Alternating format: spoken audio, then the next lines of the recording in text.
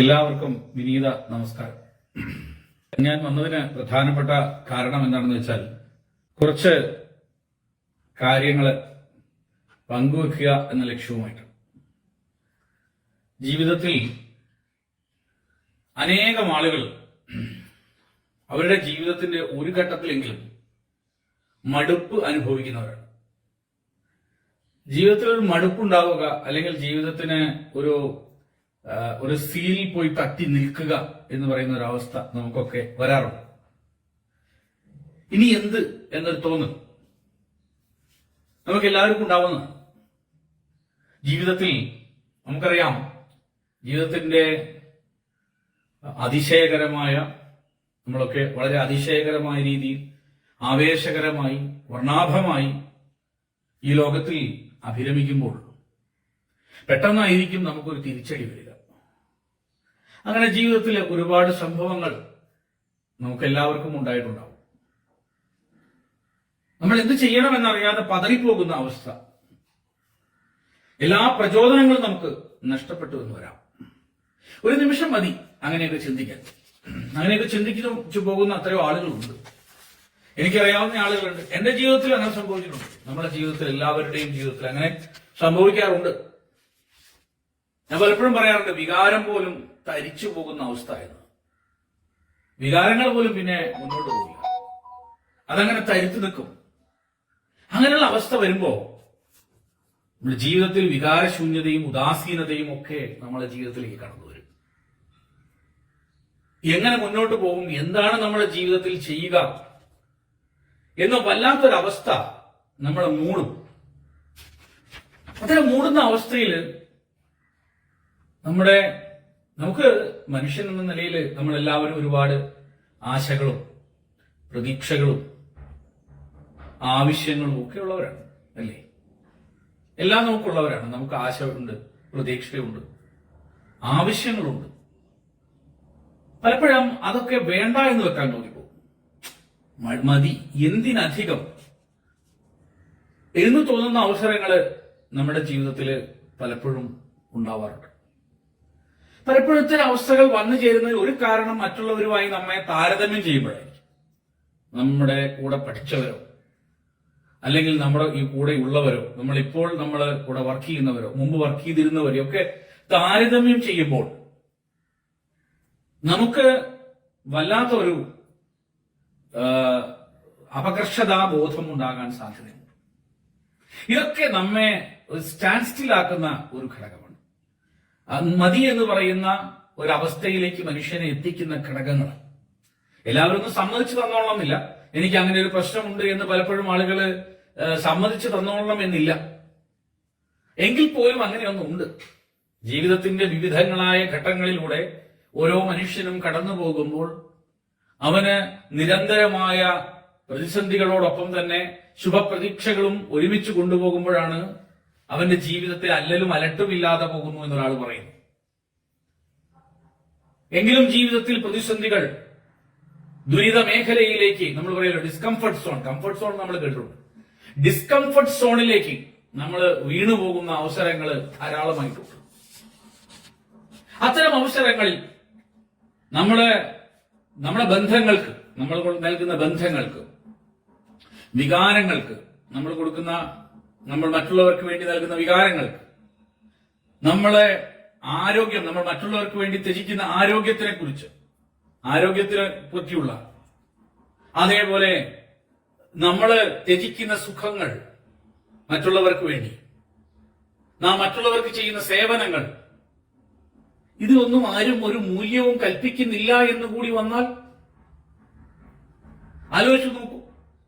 നമ്മുടെ ബന്ധങ്ങൾക്ക് യാതൊരു വിലയില്ല, ആരും ഒരു മൂല്യവും നൽകുന്നില്ല എന്ന് വരികിൽ, നമ്മുടെ സ്നേഹത്തിന് ഒരു വിലയും ആളുകൾ നൽകുന്നില്ല എന്ന് വരികിൽ, പ്രതിസന്ധിയിലൂടെ കടന്നുപോയപ്പോൾ നമ്മൾ അവർക്ക് നൽകിയ സ്നേഹത്തിന്, നമ്മുടെ വികാരങ്ങൾക്ക്, നമ്മൾ അവർക്ക് വേണ്ടി കൈമാറിയ നമ്മുടെ ആരോഗ്യത്തിന്, അവർക്ക് വേണ്ടി നമ്മൾ ത്യജിച്ച സുഖങ്ങൾക്ക്, നമ്മൾ ചെയ്ത സേവനങ്ങൾക്കൊന്നും ഒരു മൂല്യവും ആരും കൽപ്പിക്കുന്നില്ല എന്നൊരു തോന്നൽ കൂടി ഒരു മനുഷ്യൻ ഉണ്ടായി എന്ന് വരികിൽ അവന്റെ അവസ്ഥ എന്തായിരിക്കും എന്ന് നിങ്ങൾ ചിന്തിച്ചിട്ടുണ്ടോ? നമ്മളെല്ലാവരും അത് ആലോചിക്കേണ്ടതാണ്. നമുക്ക് ഒരു ഘട്ടത്തിൽ അല്ലെങ്കിൽ മറ്റൊരു ഘട്ടത്തിൽ നമ്മളെ തേടി വരുന്നവയാണ് ഇതെല്ലാം തന്നെ. നമ്മുടെ ജീവിതത്തില് സന്തോഷമുള്ളതുപോലെ തന്നെ സന്താപവും ഉണ്ട് എന്ന് ഓർക്കണം. അപ്പോ നമുക്ക് എന്താണ് അതിലൊരു പ്രതിവിധി എന്ന് പലരും എന്നോട് ചോദിക്കാറുണ്ട്. എന്താണ് ഇതിലൊരു പ്രതിവിധി? അതിന് കുറെ കാര്യങ്ങൾ നമ്മൾ കാണാതെ പഠിക്കുന്നതിലൂടെയാണോ? കുറെ ശ്ലോകങ്ങൾ പഠിക്കുന്നതിലൂടെയാണോ? കുറെ മന്ത്രങ്ങൾ പഠിക്കുന്നതിലൂടെയാണോ? അതൊന്നുമല്ല. നമുക്കറിയാം, നമ്മുടെ ജീവിതത്തിനെ പാടെ മാറ്റിമറിക്കുന്നത് നമ്മുടെ ഉള്ളിൽ നിന്നുള്ള ആത്മസത്തയുടെ വികാസം കൊണ്ടാണ്. നാശത്തിന്റെ ഏറ്റവും താഴെ പടിയിലേക്ക് പതിക്കുന്നതിന് തൊട്ടു മുൻപ് തന്നെ തന്നെ സ്വയം രക്ഷിച്ചെടുക്കാനുള്ള നമ്മുടെ ഒരു കഴിവുണ്ട്. ആ കഴിവ് കൊണ്ടാണ് നമ്മൾ ഉണരുന്നത്, ഉയരുന്നത്, നമ്മുടെ ജീവിതത്തെ ഉല്ലാസപൂർണമാക്കി തീർക്കുന്നത്. നമ്മൾ പറയും നമ്മുടെ മാനസിക ശക്തി വർദ്ധിപ്പിക്കണമെന്ന് നമ്മൾ ആഗ്രഹിക്കുന്നുണ്ട്. ഈ ഘട്ടത്തിൽ ഇത്തരം നമ്മുടെ മാനസിക പ്രയാസങ്ങളുടെ ഒരു വലിയ ശ്രേണി തന്നെ ഞാൻ ഈ പ്രവചനത്തിന്റെ തൊട്ടു മുമ്പ് പറയുകയുണ്ടായി. അതൊക്കെ നോക്കുന്ന സമയത്ത് ആദ്യം ഒരുപക്ഷെ നിങ്ങൾ പകച്ചു കാണും, ഇദ്ദേഹം എന്താണ് ഇന്ന് പരിപൂർണമായ ഒരു നെഗറ്റീവ് മൂഡിലാണല്ലോ വന്നിരിക്കുന്നത് എന്ന്. ഇങ്ങനെയല്ല. അത്തരത്തിലുള്ള അവസ്ഥകളെ നമ്മൾ എങ്ങനെയാണ് തരണം ചെയ്യുന്നത്, നമ്മൾ എങ്ങനെയാണ് അതിനോട് പ്രതികരിക്കുന്നത് എന്ന് പറയുമ്പോഴാണ് നമ്മുടെ മാനസിക ശക്തി നമുക്ക് വികസിപ്പിക്കേണ്ട ആവശ്യകതയെക്കുറിച്ച് നമ്മൾ ബോധവാന്മാരാകുന്നത്. എക്സ്പാൻഡിങ് അവർ മെന്റൽ കപ്പാസിറ്റി എന്ന് പറയുന്നത് വളരെ മുഖ്യമായ ഒരു ഘടകമാണ്. നമ്മുടെ മനസ്സിനെ വികസിപ്പിച്ചേ പറ്റൂ. മനസ്സ് വികസിക്കേണ്ടതുണ്ട്. ബൃഹദാനന്ദ ഗുരുദേവൻ പറഞ്ഞതുപോലെ അത് നമ്മുടെ മനസ്സ് വികസിക്കേണ്ടതുണ്ട്. വികാസപൂർണമായ മനസ്സ് നമ്മൾ ഉണ്ടാക്കേണ്ടതുണ്ട്. അതേപോലെ തന്നെ സാമൂഹ്യ ബന്ധങ്ങളിൽ നമ്മുടെ മൂല്യം, വൈദഗ്ധ്യം എന്നിവയൊക്കെ വർദ്ധിപ്പിക്കേണ്ടതുണ്ട്. അങ്ങനെ ആവുമ്പോഴേ നമ്മൾ ആ നിരാശയിൽ നിന്ന് മുന്നോട്ട് കടന്ന് ഉയർന്ന് പോവുകയുള്ളൂ. നമുക്ക് പ്രതിസന്ധികളെ അതിജീവിക്കാനുള്ള ഒരു സെക്കൻഡ് സൂത്രമാണ്, എഫോറിസമാണ്. ജീവിത വിജയങ്ങളിൽ നിരവധി സൂത്രവാക്യങ്ങളുണ്ട്. ഇത്തരം ഘട്ടങ്ങളിൽ നമ്മൾ ചെയ്യുന്നത് ഒന്ന്, നമ്മുടെ മനസ്സിന്റെ ശക്തിയെ വർദ്ധിപ്പിക്കുക. അതോടൊപ്പം നമ്മൾ ചെയ്യേണ്ടത് നമ്മുടെ സാമൂഹ്യ വൈദഗ്ധ്യത്തെ, നമ്മുടെ സ്കിൽസിനെ, നമ്മുടെ ഇംപ്രൂവിംഗ് അവർ സോഷ്യൽ സ്കിൽ. നമ്മൾ പല കാര്യങ്ങൾ പഠിച്ചിട്ടുണ്ട്. നമ്മളത് സേവന മുഖേന നമ്മുടെ സമൂഹത്തിന് വേണ്ടി ചെയ്യുമ്പോൾ നമ്മളുടെ ഉള്ളിൽ ഉറങ്ങിക്കിടക്കുന്ന നമ്മുടെ നിരാശയും നമ്മുടെ പ്രതിസന്ധികളും ഒക്കെ ഒലിച്ചു പോകുന്നത് നമുക്ക് കാണാൻ പറ്റും. It's A trick. നമ്മുടെ ജീവിതത്തിൽ ഇത്രയും നിരാശയും ഇത്രയും പ്രതിസന്ധികളും നമ്മളെ ആരും വിലവെക്കുന്നില്ല എന്ന് തിരിച്ചറിയുകയും ചെയ്യുമ്പോഴും ഈ സമൂഹത്തിന് വേണ്ടി അല്ലെങ്കിൽ നമ്മൾക്ക് സഹായിക്കാൻ പറ്റുന്ന ഏതെങ്കിലും ഒരു വിഭാഗത്തിന് വേണ്ടി ആർത്തരായ, ദുഃഖിതരായ, ഏതെങ്കിലും തരത്തിൽ പാർശ്വവൽക്കരിക്കപ്പെട്ട ആളുകൾക്ക് വേണ്ടി നമ്മൾ പ്രവർത്തിക്കാൻ ആരംഭിക്കുമ്പോൾ നമ്മുടെ ഉള്ളിൽ നിന്ന് പ്രയാസങ്ങൾ പതുക്കെ ഇല്ലാതാകുന്നത് നമുക്ക് കാണാൻ കഴിയും എന്ന് നമ്മുടെ ആചാര്യന്മാര് പറയുന്നുണ്ട്. നമ്മുടെ വേദങ്ങളിലും ഉപനിഷത്തുകളിലും ഒക്കെ അതിന്റെ മനോഹരമായ വാഴ്ത്തലുകൾ, വാഴ്ത്തിപ്പാടലുകൾ നമുക്ക് കേൾക്കാൻ സാധിക്കും. അതുപോലെ തന്നെ മൂന്നാമതായി നമ്മൾ ചെയ്യേണ്ട ഏറ്റവും പ്രധാനപ്പെട്ട കാര്യം നമ്മുടെ ആത്മാവ് ഇങ്ങനെയാണോ എന്നുള്ള ചോദ്യത്തിലാണ്.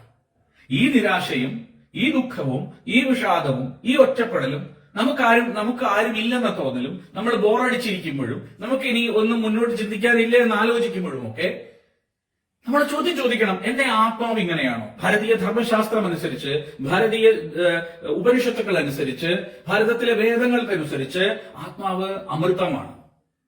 ആത്മാവിന് ഇതൊന്നും സ്പർശിക്കുന്ന പോലുമില്ല.